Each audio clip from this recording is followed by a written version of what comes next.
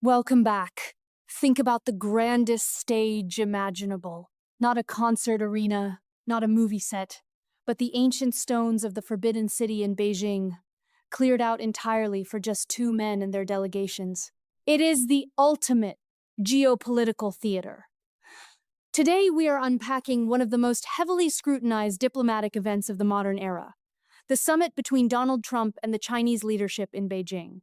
We are diving deep into the pageantry, the underlying friction, and the historical ripple effects of that monumental trip. Was it a diplomatic masterclass, a strategic illusion, or the quiet prelude to the defining economic conflict of our time? That image of the empty Forbidden City is the perfect place to start, because the entire trip was meticulously designed around optics. You had this unprecedented State Visit Plus designation. It was a red carpet rollout that felt almost imperial in its grandeur. But beneath that flawless choreography, the tectonic plates of global power were shifting violently. We are going to look at the anatomy of that visit, not just as a news event, but as a turning point in the 21st century. Because when you strip away the photo ops and the headline-grabbing trade deals, you are left with a fundamental collision of two entirely different worldviews. Let's talk about those optics first. It felt like a very deliberate strategy by Beijing. You have a US president who famously values strength, respect, and grand displays, and Beijing delivered exactly that. They essentially rolled out a level of flattery that had not been seen in decades. But I have to ask, was that pageantry actually a calculated distraction? Were they offering a visual feast to avoid making structural concessions on the economy? Absolutely. It was a masterstroke of psychological diplomacy. By elevating the aesthetic of the visit, the host nation managed the immediate relationship while fiercely protecting their core economic model. You mentioned the trade deals. There was this massive announcement of $250 billion in business agreements. It sounded staggering on the evening news. But when you looked under the hood, most of those were non-binding memorandums of understanding. They were repackaged deals that had been in the pipeline for years. It was the illusion of a massive economic victory handed over on a silver platter, designed to appease the transactional nature of the administration without fundamentally altering state subsidies or intellectual property practices. The classic bait and switch, packaged in a beautifully ornate box.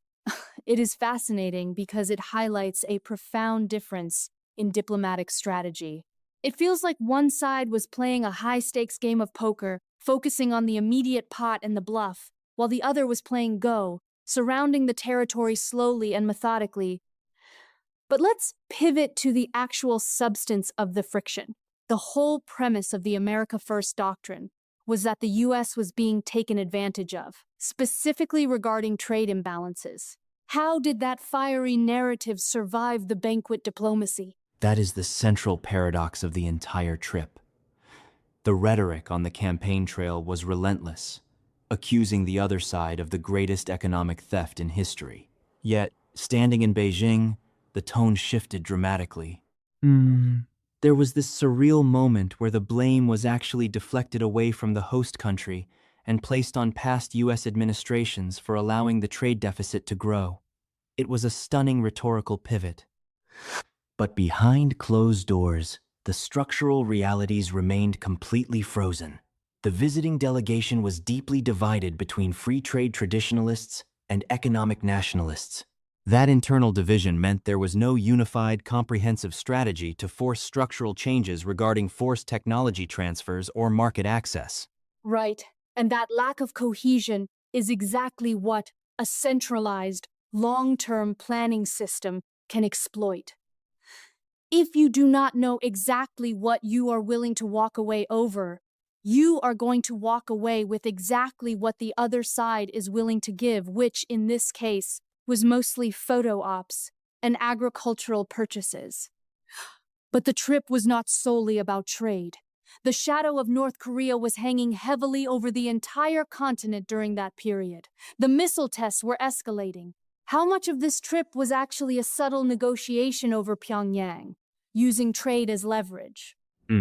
North Korea was arguably the most urgent item on the agenda, perhaps even eclipsing trade in the immediate term. The strategy was to leverage the economic relationship to force Beijing to squeeze Pyongyang, and to some extent, it worked at the margins. Sanctions were tightened. But here is the deeper geopolitical reality: the fear of a collapsed regime on their border, which could lead to a unified, US-allied Korea, will always outweigh their frustration with Pyongyang's provocations. The US wanted the host nation to solve the problem, but they viewed the problem fundamentally differently. It is a classic trap in international relations, assuming your counterpart shares your hierarchy of fears. That is a brilliant way to put it, the hierarchy of fears. Let's pull back the curtain on the domestic pressures driving both sides, because diplomacy does not happen in a vacuum. Right before this summit, the Chinese leadership had just concluded a major party congress, essentially cementing an unprecedented level of domestic authority. On the other side, you had an American administration desperate to show its voter base that the era of bad deals was over. How much of the script in Beijing was actually written for the audiences back in Ohio and Shanghai? Almost all of it. That is the hidden engine of international relations. The hosts projected absolute stability and imperial hospitality because that projected strength inward to their domestic populace. For the visiting administration, the goal was capturing imagery of strength standing toe-to-toe with a peer competitor and demanding respect. But this creates a dangerous feedback loop. When both sides are primarily optimizing for domestic political consumption, the actual space for meaningful compromise shrinks to zero. You end up with a situation where both leaders return home claiming total victory, while the actual structural rot in the relationship continues to spread unchecked. That feedback loop is a terrifying concept. It transforms diplomacy from a tool of conflict resolution into a theatrical performance of nationalism. And we saw the consequences of that almost immediately. If compromise is viewed as political suicide at home, then escalation becomes the only viable political strategy. It makes me think about the long-term cost of this highly personalized style of diplomacy. When you rely so heavily on the personal chemistry between two leaders, claiming a great friendship, you risk masking the institutional collapse of the relationship. If the whole strategy hinges on a handshake, what happens when the underlying structural forces inevitably collide? When you build a bridge out of personalities rather than treaties, it collapses the moment the wind changes. And that is exactly what we witnessed in the subsequent years. The personalized diplomacy of that trip created a temporary holding pattern. It gave both sides a brief moment to breathe. But it completely failed to address the systemic decoupling that was already underway. In fact, you could argue that the failure to secure structural economic changes during that visit was the exact catalyst that made the subsequent trade war inevitable. When the illusion of the $250 billion deals faded, the tariffs began. So the grand banquet was essentially the last supper of the engagement era. That is a chilling thought. We transitioned from decades of hoping that economic integration would lead to political convergence right into an era of naked, great power competition. It really forces us to look at the philosophical cost of globalization. For decades, the West assumed that integrating supply chains would naturally align values. This summit feels like the definitive moment where that illusion was shattered, not by a declaration of war, but by the sheer weight of unresolved differences. It was the death knell of the narrative that history had ended. The realization hit that integration does not guarantee assimilation. You can intertwine your supply chains, you can share technologies, and you can even dine in the Forbidden City. But a nation with thousands of years of continuous history does not simply adopt the political architecture of a younger republic just because they trade goods.